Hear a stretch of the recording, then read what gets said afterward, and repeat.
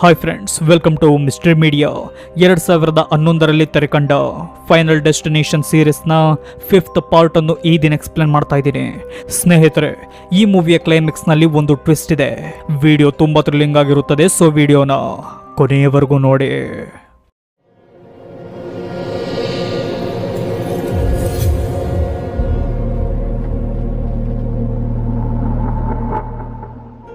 ಮೂವಿಯ ಮೊದಲ ಸೀನ್ನಲ್ಲಿ ಒಂದು ಕಂಪನಿಯ ವರ್ಕರ್ಸ್ ಟ್ರಿಪ್ಗೆಂದು ಹೋಗುತ್ತಿರುವುದನ್ನು ನೋಡ್ತೀವಿ. ಆಗ ನಮಗೆ ಅವರ ಪರಿಚಯವಾಗುತ್ತದೆ. ಅವರ ಹೆಸರು ಸ್ಯಾಮ್ನ ಗರ್ಲ್ ಫ್ರೆಂಡ್ ಆದ ಮೋಲಿ, ಪೀಟರ್ನ ಗರ್ಲ್ ಫ್ರೆಂಡ್ ಆದ ಕ್ಯಾಂಡೇಸ್, ಒಲಿವಿಯಾ, ಐಸಾಕ್ ಇವರ ಬಾಸ್ ಆದ ಡೆನಿಸ್, ಹಾಗೂ ಒಂದು ಫ್ಯಾಕ್ಟರಿಯಲ್ಲಿ ಕೆಲಸ ಮಾಡುವ ಸ್ಯಾಮ್ನ ಫ್ರೆಂಡ್ ಆದ ನೇತನ್. ಹೀಗೆ ಇವರೆಲ್ಲ ಬಸ್ನಲ್ಲಿ ಹೋಗುವಾಗ ಅಲ್ಲಿನ ಟಿವಿಯಲ್ಲಿ ಒಂದು ವಿಡಿಯೋ ಪ್ಲೇ ಆಗುತ್ತದೆ. ಅದರಲ್ಲಿ 180 ಕಾರ್ಪೊರೇಟ್ ಕನ್ಸಲ್ಟ್ ಎಂದು ಇರುವುದು ನಮಗೆ ಕಾಣುತ್ತದೆ. ಸ್ನೇಹಿತರೆ, 180 ಎಂಬುದು ಎಷ್ಟು ಬ್ಯಾಡ್ ಸೈನ್ ಎಂದು ಹಿಂದಿನ ಪಾರ್ಟ್ಗಳಿಂದ ನಮಗೆ ಗೊತ್ತಾಗಿದೆ. ಹೀಗೆ ಹೋಗುವಾಗ ಸ್ಯಾಮ್ಗೆ ಒಂದು ಉಡನ್ ಟ್ರಕ್ ಕಾಣುತ್ತದೆ. ಸ್ನೇಹಿತರೆ, ಈ ಸೀರೀಸ್ನ ಸೆಕೆಂಡ್ ಪಾರ್ಟ್ನಲ್ಲಿ ಇದೇ ಟ್ರಕ್ನಿಂದ ದೊಡ್ಡ ಅಪಘಾತವಾಗಿರುತ್ತದೆ. ಹೀಗೆ ಬಸ್ ಕನ್ಸ್ಟ್ರಕ್ಷನ್ ನಡೆಯುತ್ತಿರುವ ಒಂದು ಬ್ರಿಡ್ಜ್ನ ಮೇಲೆ ಬರುತ್ತದೆ. ಆಗ ಸ್ಯಾಮ್ಗೆ ಬ್ಯಾಡ್ ಫೀಲಿಂಗ್ ಬರಲು ಶುರುವಾಗುತ್ತದೆ. ಅದೇ ಸಮಯದಲ್ಲಿ ಬ್ರೇಕ್ನಿಂದ ಬಸ್ ನಿಂತ ತಕ್ಷಣ ಸ್ಯಾಮ್ನ ಬೆರಳಿಗೆ ಗಾಯವಾಗಿ ರಕ್ತ ಬರುತ್ತದೆ ಹಾಗೂ ಅಲ್ಲಿನ ರೇಡಿಯೋ ತನ್ನಷ್ಟಕ್ಕೆ ತಾನೇ ಆನ್ ಆಗಿ ಒಂದು ಸಾಂಗ್ ಪ್ಲೇ ಆಗುತ್ತದೆ. ಹೀಗೆ ಇರುವಾಗ ಅಲ್ಲಿನ ಬ್ರಿಡ್ಜ್ ಕುಸಿಯಲು ಶುರುವಾಗುತ್ತದೆ. ಅದರಿಂದ ಹೆದರಿದ ಎಲ್ಲರೂ ಬಸ್ನಿಂದ ಹೊರಬರ್ತಾರೆ. ಈ ಸಮಯದಲ್ಲಿ ಬ್ರಿಡ್ಜ್ನಿಂದ ಕ್ಯಾಂಡಿಸ್ ಕೆಳಗೆ ಬಿದ್ದು ಬೋಟ್ನ ರಾಡ್ನಿಂದ ಸಾವನ್ನಪ್ತಾಳೆ. ಇತ್ತ ಬಸ್ನಲ್ಲಿಯೇ ಉಳಿದಿದ್ದ ಐಸಾಕ್ ಕೂಡ ಸಾಯುತ್ತಾನೆ. ಇತ್ತ ಸ್ಯಾಮ್ ಮೋಲಿಯನ್ನು ಸೇಫ್ಟಿಯಾದ ಒಂದು ಜಾಗಕ್ಕೆ ಕಳಿಸುತ್ತಾನೆ. ಇತ್ತ ಒಲಿವಿಯಾಳ ಕನ್ನಡಕ ಕಳೆದೋಗಿ ಹುಡುಕಾಡಬೇಕಾದರೆ ಅಲ್ಲಿಗೆ ಬಂದ ಸ್ಯಾಮ್ ಅವಳನ್ನು ಸೇಫ್ಟಿ ಜಾಗಕ್ಕೆ ಕಳಿಸಲು ಪ್ರಯತ್ನ ಪಡ್ತಾನೆ. ಆದರೆ ಒಲಿವಿಯಾಗೆ ಸರಿಯಾಗಿ ಕಣ್ಣು ಕಾಣದೆ ಸಮುದ್ರಕ್ಕೆ ಬಿದ್ದು ಹೋಗ್ತಾಳೆ. ಆದರೂ ಅವಳು ಜೀವಂತವಾಗಿರ್ತಾಳೆ. ಆದರೆ ಅವಳ ಮೇಲೆ ಬಿದ್ದ ಕಾರ್ನಿಂದ ಅವಳು ಸಹ ಸತ್ತು ಹೋಗ್ತಾಳೆ. ಇತ್ತ ನೇತನ್ಗೆ ಕೇಬಲ್ ಹೊಡೆದು ಸತ್ತರೆ ಡೆನಿಸ್ ಬಿಸಿಯಾದ ಟಾರ್ನಿಂದ ಬೆಂದು ಹೋಗಿ ಸತ್ತು ಹೋಗ್ತಾನೆ. ಆಗ ಬೆರುಕು ಬಿಟ್ಟಿದ್ದ ಬ್ರಿಡ್ಜ್ ಕುಸಿದೋಗುತ್ತದೆ. ಅದರಿಂದ ಪಾರಾಗಬೇಕೆಂದು ಸ್ಯಾಮ್ ಮತ್ತು ಪೀಟರ್ ಅಲ್ಲಿನ ಕಂಬಿಯನ್ನು ಹಿಡಿದಿರಬೇಕಾದ್ರೆ ಆ ಜಾಗಕ್ಕೆ ಟ್ರಕ್ ಬರುತ್ತದೆ. ಅದರಿಂದ ಬಂದ ಕಬ್ಬಿಣದ ಕಂಬಿಗಳಿಂದ ಪೀಟರ್ ಭೀಕರವಾಗಿ ಸತ್ತರೆ ಸ್ಯಾಮ್ ಅದೇ ರೀತಿ ಕಬ್ಬಿಣದ ಶೀಟ್ಗಳಿಂದ ಕತ್ತರಿಸೋಗ್ತಾನೆ. ಆಗ ಸ್ಯಾಮ್ಗೆ ಪ್ರಜ್ಞೆ ಬರುತ್ತದೆ. ನಾನು ಕಂಡದ್ದು ಕನಸ ಎಂದು ಸ್ಯಾಮ್ ಯೋಚನೆ ಮಾಡಬೇಕಾದ್ರೆ ಕನಸಿನಲ್ಲಿ ಕಂಡಂತೆಯೇ ಅವನ ಕೈ ಬೆರಳಿಗೆ ಗಾಯವಾಗುತ್ತದೆ. ಹೀಗೆ ಅವನು ಕನಸಿನಲ್ಲಿ ಕಂಡ ಎಲ್ಲ ಘಟನೆಗಳು ನಿಜವಾಗುತ್ತದೆ. ಆಗ ಸ್ಯಾಮ್ ಈ ಎಲ್ಲ ಘಟನೆಗಳು ನಿಜವಾಗುತ್ತಿದೆ ಎಂದರೆ ಬ್ರಿಡ್ಜ್ ಕುಸಿಯುವುದು ಕೂಡ ನಿಜವೇ ಎಂದು ಪ್ಯಾನಿಕ್ ಆಗ್ತಾನೆ. ನಂತರ ಜೋರಾಗಿ ಕಿರುಚಾಡಿದ ಸ್ಯಾಮ್ ಬ್ರಿಡ್ಜ್ ಕುಸಿಯುತ್ತದೆ ಎಂದು ಎಲ್ಲರಿಗೂ ವಾರ್ನ್ ಮಾಡ್ತಾನೆ. ಆದರೆ ಇವನ ಮಾತನ್ನು ಯಾರು ಗಂಭೀರವಾಗಿ ತೆಗೆದುಕೊಳ್ಳುವುದಿಲ್ಲ. ಆಗ ಸ್ಯಾಮ್ ಮೋಲಿಯನ್ನು ಅಲ್ಲಿಂದ ಕರೆದುಕೊಂಡು ಹೋಗ್ತಾನೆ. ಅವರ ಹಿಂದೆಯೇ ಪೀಟರ್ ಮತ್ತು ಕ್ಯಾಂಡಿಸ್ ಹೋಗ್ತಾರೆ. ಇವರು ಹೀಗೋದ ಕಾರಣದಿಂದ ಬಸ್ನಿಂದ ಡೆನಿಸ್, ನೇತನ್, ಒಲಿವಿಯಾ ಮತ್ತು ಐಸಾಕ್ ಇಳಿಯುತ್ತಾರೆ. ಹೀಗೆ ನೋಡುತ್ತಿದ್ದಂತೆ ಸ್ಯಾಮ್ ಹೇಳಿದಂತೆಯೇ ಆ ಬ್ರಿಡ್ಜ್ ಕುಸಿಯಲು ಆರಂಭವಾಗುತ್ತದೆ. ಆಗ ಬಸ್ನಿಂದ ಹೊರಬಂದಿದ್ದ ಅವರು ಸರಿಯಾದ ಸಮಯಕ್ಕೆ ಸೇಫ್ಟಿ ಜಾಗಕ್ಕೆ ಹೋಗಿ ಪ್ರಾಣವನ್ನು ಉಳಿಸಿಕೊಳ್ತಾರೆ. ಆಗ ಅವರೆಲ್ಲ ಬ್ರಿಡ್ಜ್ ಕುಸಿಯುವುದು ಇವನಿಗೆ ಹೇಗೆ ತಿಳಿಯಿತು ಎಂದು ಯೋಚನೆ ಮಾಡ್ತಾರೆ. ನಂತರ FBI ಏಜೆಂಟ್ ಆದ ಜಿಮ್ ಬದುಕಿದ ಎಲ್ಲರನ್ನು ವಿಚಾರಿಸ್ತಾರೆ. ಆಗ ಏಜೆಂಟ್ ಸ್ಯಾಮ್ ಟೆರರಿಸ್ಟ್ ಇರಬಹುದಾ ಎಂದು ಅನುಮಾನ ಪಡ್ತಾನೆ. ಆಗ ಸ್ಯಾಮ್ ನಡೆದ ಎಲ್ಲ ವಿಷಯವನ್ನು ಹೇಳ್ತಾನೆ. ಆದರೂ ಏಜೆಂಟ್ ಜಿಮ್ ಇವನ ಮಾತುಗಳನ್ನು ನಂಬುವುದಿಲ್ಲ. ಆಗ ಅಲ್ಲಿಗೆ ಬಂದ ಆಫೀಸರ್ ಆ ಬ್ರಿಡ್ಜ್ ಕುಸಿಯಲು ಕಾರಣ ಕಳಪೆ ಕಾಮಗಾರಿಯಿಂದಲೇ ಎಂದಾಗ ಅವರನ್ನು ಅಲ್ಲಿಂದ ಕಳಿಸಿಕೊಡ್ತಾರೆ. ಮರುದಿನ ಸತ್ತವರ ಮೆಮೋರಿಯಲ್ನಲ್ಲಿ ಎಲ್ಲರೂ ಭಾಗಿಯಾಗ್ತಾರೆ. ಆಗ ಅಲ್ಲಿಗೆ ಪಾರ್ಟ್ 1ನಲ್ಲಿದ್ದ ಮಾರ್ಟಿಷಿಯನ್ ಆದ ವಿಲಿಯಂ ಬಂದಿರ್ತಾನೆ. ಅವನು ಇವರ ಬಳಿ ಬಂದು ಡೆತ್ನ ಪ್ಲಾನ್ಗಳಿಗೆ ಚೀಟ್ ಮಾಡುವುದು ಡೆತ್ಗೆ ಇಷ್ಟವಾಗುವುದಿಲ್ಲವೆಂದು ಹೇಳಿ ಹೊರಡುತ್ತಾನೆ. ಇತ್ತ ಸ್ಯಾಮ್ ಅಲ್ಲಿನ ಒಂದು ರೆಸ್ಟೋರೆಂಟ್ನಲ್ಲಿ ಶೆಫ್ ಆಗಿ ಪಾರ್ಟ್ ಟೈಮ್ ಜಾಬ್ ಮಾಡುತ್ತಿರುತ್ತಾನೆ. ಇತ್ತ ಪೀಟರ್ನ ಗರ್ಲ್ ಫ್ರೆಂಡ್ ಆದ ಕ್ಯಾಂಡೇಸ್ ಜಿಮ್ನಾಸ್ಟಿಕ್ ಅನ್ನು ಪ್ರಾಕ್ಟೀಸ್ ಮಾಡುತ್ತಿರುತ್ತಾಳೆ. ಅದನ್ನು ಪೀಟರ್ ನೋಡುತ್ತಿರಬೇಕಾದ್ರೆ ಡೆತ್ ಒಂದು ಪ್ಲಾನ್ ಮಾಡುತ್ತದೆ. ಆ ಪ್ಲಾನ್ ಸಕ್ಸಸ್ ಆಗಿ ರೆಗ್ಯುಲರ್ ಆಗಿ ಜಿಮ್ನಾಸ್ಟಿಕ್ ಮಾಡುತ್ತಿದ್ದ ಕ್ಯಾಂಡೇಸ್ ಅಲ್ಲಿಂದ ಕೆಳಗೆ ಬೀಳ್ತಾಳೆ. ಬಿದ್ದ ರಭಸಕ್ಕೆ ಅವಳ ದೇಹದ ಮೂಳೆಯೆಲ್ಲ ಮುರಿದು ಕ್ಯಾಂಡೇಸ್ ಸ್ಥಳದಲ್ಲಿಯೇ ಸತ್ತು ಹೋಗ್ತಾಳೆ. ಇವಳ ಈ ಭೀಕರವಾದ ಸಾವನ್ನು ನೋಡಿದ ಪೀಟರ್ಗೆ ದೊಡ್ಡ ಆಘಾತವಾಗುತ್ತದೆ. ಮರುದಿನ ಕ್ಯಾಂಡೇಸ್ ಸತ್ತಿರುವುದರಿಂದ ಆಫೀಸ್ನಲ್ಲಿ ಯಾರು ಯಾರೂ ಕೂಡ ಕೆಲಸ ಮಾಡುವುದಿಲ್ಲ. ಹೀಗೆ ಎಲ್ಲರೂ ಬೇಜಾರಿನಲ್ಲಿರಬೇಕಾದ್ರೆ ಅಲ್ಲಿಗೆ ನೇತನ್ ಬರ್ತಾನೆ. ಆಗ ಅವರು ಐಸಾಕ್ ಆಫೀಸ್ನಲ್ಲಿ ಇಲ್ಲದಿರುವುದನ್ನು ಗಮನಿಸ್ತಾರೆ. ಇತ್ತ ಐಸಾಕ್ ಮಸಾಜ್ ಮಾಡಿಸಿಕೊಳ್ಳುವುದಕ್ಕೆ ಸ್ಪಾಗೆ ಹೋದರೆ ಒಲಿವಿಯಾ ಹೈ ಸರ್ಜರಿಗಾಗಿ ಆಫೀಸ್ನಿಂದ ಹೊರಡುತ್ತಾಳೆ. ಹೀಗೆ ಆತುರವಾಗಿ ಹೋಗುವಾಗ ಒಲಿವಿಯಾ ಅವಳ ಫೋಟೋವನ್ನು ಬೀಳಿಸಿ ಬಿಡ್ತಾಳೆ. ಬಿದ್ದ ಕಾರಣ ಫೋಟೋದಲ್ಲಿದ್ದ ಅವಳ ಕಣ್ಣಿಗೆ ಡ್ಯಾಮೇಜ್ ಆಗಿ ಹೋಗುತ್ತದೆ. ಅದರ ಬಗ್ಗೆ ತಲೆ ಕೆಡಿಸಿಕೊಳ್ಳದ ಒಲಿವಿಯಾ ಅಲ್ಲಿಂದ ಹೊರಡುತ್ತಾಳೆ. ಇತ್ತ ಐಸಾಕ್ ಮಸಾಜ್ ಪಾರ್ಲರ್ಗೆ ಬರ್ತಾನೆ. ಬಂದ ಅವನಿಗೆ ಕೆಲವು ರೀತಿಯ ಮಸಾಜ್ ಅನ್ನು ಮಾಡಿ ಅವನು ರಿಲ್ಯಾಕ್ಸ್ ಮಾಡಲೆಂದು ಅವನ ದೇಹಕ್ಕೆ ನೀಡಲ್ಸ್ ಅನ್ನು ಚುಚ್ಚುತ್ತಾರೆ. ನಂತರ 30 ನಿಮಿಷ ರಿಲ್ಯಾಕ್ಸ್ ಮಾಡಿ ಎಂದು ಹೇಳಿ ಹೊರಡುತ್ತಾರೆ. ಹೀಗೆ ಐಸಾಕ್ ಮಲಗಿರಬೇಕಾದ್ರೆ ಆ ಜಾಗದಲ್ಲಿ ಅಚಾನಕ್ಕಾಗಿ ಬೆಂಕಿ ಹೊತ್ತಿಕೊಳ್ಳುತ್ತದೆ. ಆಗ ಐಸಾಕ್ ಜೋರಾಗಿ ಕಿರುಚಾಡ್ತಾನೆ. ಆದರೆ ಇವನ ಕಿರುಚಾಟ ಯಾರಿಗೂ ಕೇಳುವುದಿಲ್ಲ. ಆಗ ಐಸಾಕ್ ಬೆಡ್ನಿಂದ ಇಳಿಯಲು ಹೋಗಿ ಬಿದ್ದು ಬಿಡ್ತಾನೆ. ಅದರಿಂದ ಆಲ್ಕೋಹಾಲ್ ಕ್ಯಾನ್ ಕೆಳಗೆ ಬೀಳುತ್ತದೆ. ಇತ್ತ ಐಸಾಕ್ನ ದೇಹಕ್ಕೆ ಆ ನೀಡಲ್ಸ್ಗಳೆಲ್ಲ ಚುಚ್ಚಿಕೊಳ್ಳುತ್ತವೆ. ಆ ನೋವಿನಲ್ಲೇ ಐಸಾಕ್ ಅಲ್ಲಿಂದ ಹೋಗಲು ನೋಡಿದಾಗ ಅವನ ಫೋನ್ಗೆ ಕಾಲ್ ಬರುತ್ತದೆ. ಆಗ ಫೋನ್ ವೈಬ್ರೇಟ್ ಆಗಿ ಅದರಿಂದ ಪಕ್ಕದಲ್ಲಿದ್ದ ಕ್ಯಾಂಡಲ್ ಕೆಳಗೆ ಬಿದ್ದು ಆಲ್ಕೋಹಾಲ್ಗೆ ಬೆಂಕಿ ಹತ್ತಿಕೊಳ್ಳುತ್ತದೆ. ಆದರೆ ಅದರಿಂದ ಐಸಾಕ್ನ ಸಾವು ಆಗುವುದಿಲ್ಲ. ಹೇಗೆಯಾಗುತ್ತದೆ ಎಂದರೆ,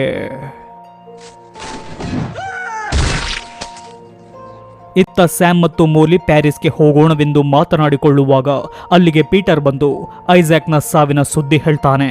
ಆಗ ಎಲ್ಲರೂ ಆ ಸ್ಪಾನ ಬಳಿ ಹೋಗ್ತಾರೆ.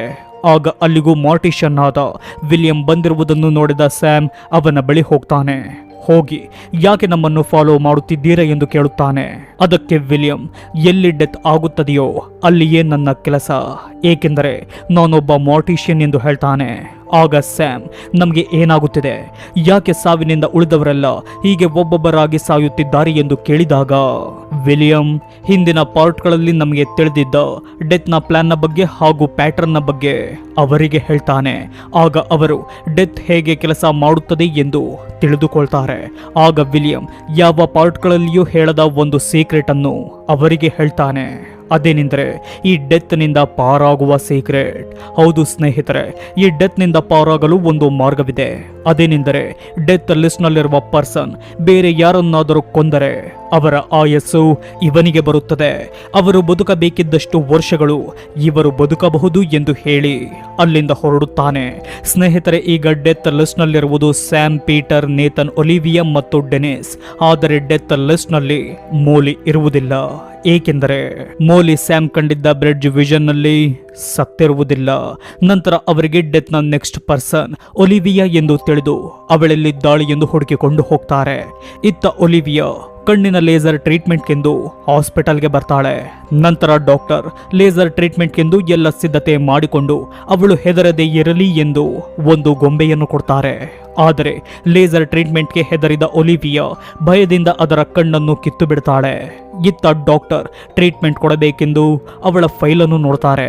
ಆದರೆ ಆ ಫೈಲ್ ಇನ್ಕಂಪ್ಲೀಟ್ ಆಗಿರುವುದನ್ನು ಕಂಡು ಅದರ ಬಗ್ಗೆ ವಿಚಾರಿಸಲು ಅವಳನ್ನು ಬಿಟ್ಟು ಹೊರಗೆ ಹೋಗ್ತಾರೆ. ಇತ್ತ ಲೇಸರ್ ಮಿಷಿನ್ ನಲ್ಲಿ ಶಾರ್ಟ್ ಸರ್ಕ್ಯೂಟ್ ಆಗಿ ಅದರ ಪವರ್ ಆಟೋಮೆಟಿಕ್ ಆಗಿ ಆಗುತ್ತದೆ. ಇದನ್ನು ತಿಳಿದ ಒಲಿವಿಯಾ ಅದನ್ನು ಆಫ್ ಮಾಡಲೆಂದು ಅಲ್ಲಿದ್ದ ರಿಮೋಟ್ ಅನ್ನು ತೆಗೆದುಕೊಳ್ಳಲು ನೋಡ್ತಾಳೆ. ಆದರೆ ಆ ರಿಮೋಟ್ ಕೆಳಗೆ ಬಿದ್ದು ಲೇಸರ್ ಆನ್ ಆಗಿ ಹೋಗುತ್ತದೆ.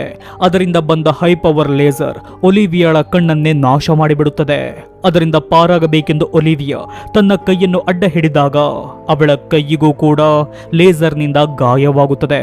ಆಗ ಒಲಿವಿಯಾ ಹೇಗೋ ಮಾಡಿ ಅದರಿಂದ ಹೊರಬರ್ತಾಳೆ. ಅದೇ ಸಮಯಕ್ಕೆ ಅಲ್ಲಿಗೆ ಸ್ಯಾಮ್ ಮತ್ತು ಮೋಲಿ ಬಂದಾಗ ಭಯಭೀತಳಾಗಿದ್ದ ಒಲಿವಿಯಾ ಅವರ ಬಳಿ ಹೋಗಲು ನೋಡ್ತಾಳೆ. ಆದರೆ ಅವಳ ಕಾಲಿಗೆ ಆ ಗೊಂಬೆಯ ಕಣ್ಣು ಸಿಕ್ಕಿ ಎಡವಿ ಬಿಲ್ಡಿಂಗ್ ವಿಂಡೋದಿಂದ ಕೆಳಗಿರುವ ಕಾರ್ನ ಮೇಲೆ ಬಿದ್ದು ಸತ್ತು ಹೋಗ್ತಾಳೆ.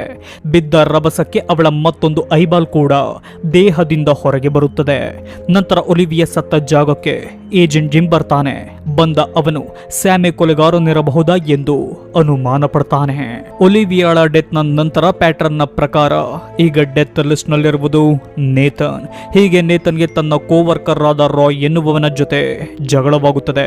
ಈ ಸಮಯದಲ್ಲಿ ತನ್ನ ಬಳಿ ಬರುತ್ತಿರುವ ಹುಕ್ಕನ್ನು ನೋಡಿದ ನೇತನ್ ಅದು ಸಮೀಪ ಬರುತ್ತಿದ್ದಂತೆ ಡೆತ್ಗೆ ಚೀಟ್ ಮಾಡಬೇಕೆಂದು ನೇತನ್ ಆ ಹುಕ್ನ ಬಳಿ ರಾಯ್ನನ್ನು ತಳ್ಳುತ್ತಾನೆ. ಅದರಿಂದ ರಾಯ್ಗೆ ಹುಕ್ ತಗುಲಿ ತುಂಬಾ ಭೀಕರವಾಗಿ ಸಾವನ್ನಪ್ತಾನೆ. ಸ್ನೇಹಿತರೆ, ವಿಲಿಯಂ ಹೇಳಿದ ಹಾಗೆ ನೇತನ್ ರಾಯ್ನನ್ನು ಕೊಂದ. ಅದರಿಂದ ಅವನ ಸಾವನ್ನು ತೆಗೆದುಕೊಂಡ ರಾಯ್ನ ಆಯಸ್ಸು ಈಗ ನೇತನ್ಗೆ ಸಿಕ್ಕಿದೆ. ಅಂದರೆ ಡೆತ್ ಲಿಸ್ಟ್ನಿಂದ ನೇತನ್ ಹೊರಗುಳಿದಿದ್ದಾನೆ ಎಂದು ನಮಗೆ ತಿಳಿಯುತ್ತದೆ. ಈ ಸಾವು ನೋಡುವವರಿಗೆ ಆಕಸ್ಮಿಕ ಎಂದು ಕಾಣುವುದರಿಂದ ನೇತನ್ ಕೊಲೆ ಮಾಡಿದ್ದಾನೆ ಎಂದು ಯಾರಿಗೂ ಅನುಮಾನ ಬರುವುದಿಲ್ಲ. ಇತ್ತ ಪೀಟರ್ ತನ್ನ ಬಾಸ್ ಡೆನಿಸ್ನ ಬಳಿ ಬಂದು ಡೆತ್ ಪ್ಯಾಟರ್ನ್ನ ಬಗ್ಗೆ ಹೇಳಿ ನೆಕ್ಸ್ಟ್ ಪರ್ಸನ್ ನೀವೇ ಎಂದು ಹೇಳ್ತಾನೆ. ನಂತರ ಪೀಟರ್, ಸ್ಯಾಮ್ ಮತ್ತು ಮೋಲಿ ನೇತನ್ನ ಬಳಿ ಹೋಗ್ತಾರೆ. ಆಗ ನೇತನ್ ನಾನೇ ಇವನನ್ನು ಕೊಲೆ ಮಾಡಿದ್ದು ಎಂದಾಗ ನೇತನ್ ಸೇಫ್ ಆದ ಎಂದು ಅವರು ತಿಳಿದುಕೊಳ್ತಾರೆ. ಹೀಗೆ ಇರುವಾಗ ಅದೇ ಜಾಗಕ್ಕೆ ನೇತನ್ನ ನೆಕ್ಸ್ಟ್ ಡೆತ್ ಪರ್ಸನ್ ಆದ ಡೆನಿಸ್ ಬರ್ತಾನೆ. ಬಂದ ಕೂಡಲೇ